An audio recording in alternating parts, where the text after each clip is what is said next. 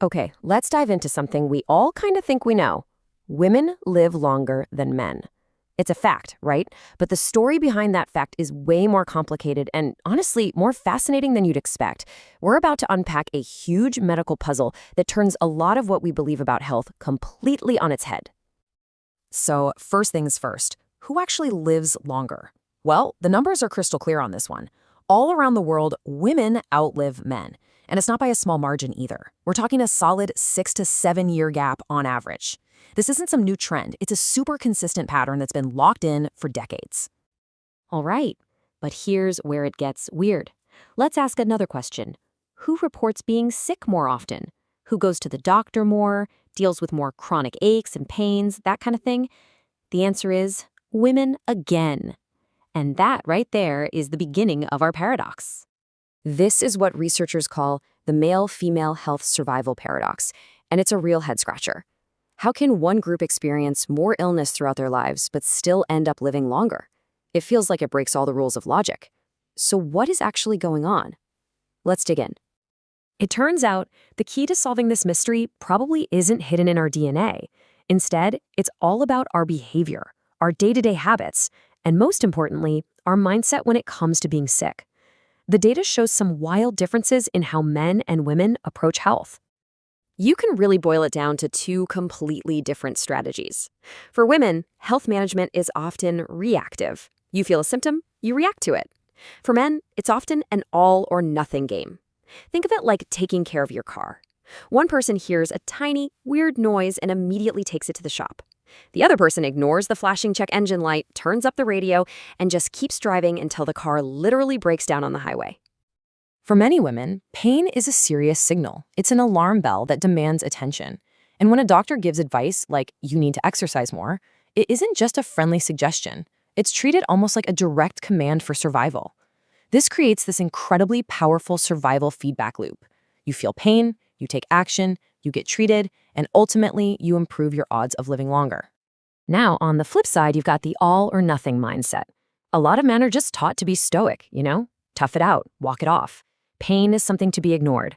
And exercise, that's often about hitting a goal, winning a competition, or just having fun, not necessarily about long-term health. The result is a really dangerous pattern.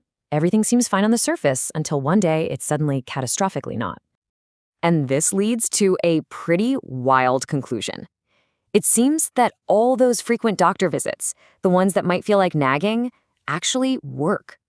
Being prompted and prodded and annoyed by the medical system just enough is what finally pushes a person to make changes, like exercising, that literally extend their life. It's a feature, not a bug. Okay, this is all great in theory, but what does it look like in real life? We're about to look at an absolutely incredible real-world case study that brings this whole idea to life.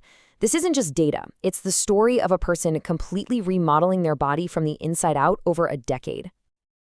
So get this. Here's a patient, a woman in her 50s, who exercised intensely every single day. But she was also visiting the hospital over 300 times a year. At first glance, that makes zero sense, right? A super fit person who's also constantly at the doctor?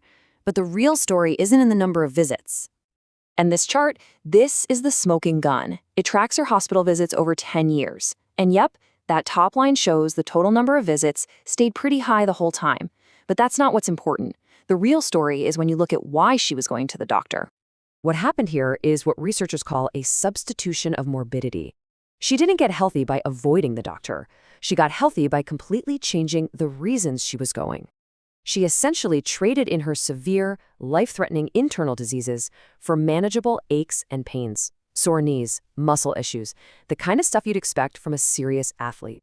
Her 10-year journey unfolds in 3 clear acts. First, the latent period. She's exercising like crazy, but her body is still dealing with all those internal diseases. Then, right around age 57, she hits the inflection point. The orange line, internal diseases, absolutely plummets.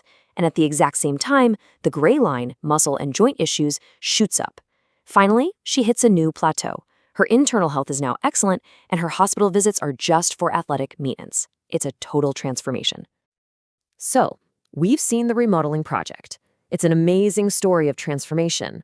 But what about the other side of this paradox? What does that all or nothing approach actually look like when it plays out? Well, researchers identified a cultural archetype to explain this pattern, calling it the Dolsoe or sturdy servant syndrome. The idea is kind of grim but powerful. The body isn't a garden that you carefully nurture. It's a machine, a tool for work. And you just use it and use it and use it until it completely breaks down. This sturdy servant mindset leads directly to a health yo-yo effect. It's just like a crash diet. You start a project, say to get your blood pressure down before a checkup. You succeed, the project is over. So what's the reward? You go right back to the habits that got you in trouble in the first place. And pretty soon, your health snaps right back to where it was, or sometimes it gets even worse. So when you put these two approaches side by side, the difference is just staggering. One approach is motivated by a survival instinct, the other by just being functional enough to work. One is a long-term renovation of an old house. The other is like slapping some oil on a broken machine to make it run for one more day. The results are polar opposites: rejuvenation versus relapse. So you see, this is so much bigger than just individual health choices. It's about the fundamental mindset. And a huge piece of that puzzle is how health information flows, or doesn't flow, within a family and society. One researcher just nailed it with this simple observation. When mom knows, the whole family knows. When dad knows, only he knows. Just let that sink in for a second. It's a simple sentence, but it explains so much about this entire paradox. In many families, mom acts as the health hub. She gathers all the information, translates it into action, and distributes it to the rest of the family. Dad, on the other hand, often becomes a health terminal. The information goes in, and it stops there. Health problems are kept private, maybe seen as a personal burden or a sign of weakness. Now, here's the good news in all of this. The system, the hardware for fixing this problem is already in place. In a country like Korea, where the study was done, the healthcare system is incredible. It's easy to see specialists, mandatory checkups catch problems early, and there's a ton of data to guide people. The tools are there. But that's the thing. The challenge isn't the hardware. It's the software. It's the user's mindset. You can have the most advanced healthcare system on the planet, but it can't force you to change how you think about your own body. We need a massive shift in perspective. Healthcare shouldn't just be a repair shop you go to when something is broken. We need to start seeing it as a base camp, the place you equip yourself for the long-term expedition of rebuilding and maintaining your body. And in the end, it all comes down to this really powerful thought. The men who lived by this sturdy servant code, they were the architects of a modern, developed nation. Their bodies built that nation. Now, don't those architects deserve developed nation care for themselves? It forces us to ask what it truly means to value health, not just for ourselves, but for the very people who built the world we live in.